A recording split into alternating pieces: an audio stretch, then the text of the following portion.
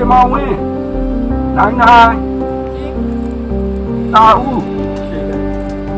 မြန်မာပြည်ပြန်ပို့ခံရတော့ပထမဆုံး share တွေကကျွန်တော်မင်းစစ်ထဲဝင်ကျင်လာလို့မေးအားနဲ့ကျွန်တော်ကလည်းမဝင်ကျင်ဘူးပြောတော့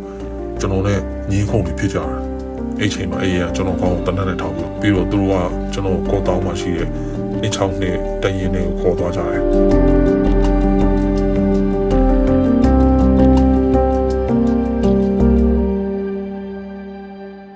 ကျမအကူဖန်ခံရတဲ့အချိန်မှာထိုင်းမြေဖွဲ့စားကတကယ်လို့နေ့အကူကိုအသုံးမခံချင်ရင်အလေးတောင်ပေးရမယ်။ပြီးရင်နေ့အကူမြန်မာပြည်ဘက်ပြန်မပို့ဘူး။ပတ်စံကိုလည်းမြန်မာဘက်နဲ့တဝက်စီဖွဲ့စားရမှာလို့ပြောခဲ့တယ်။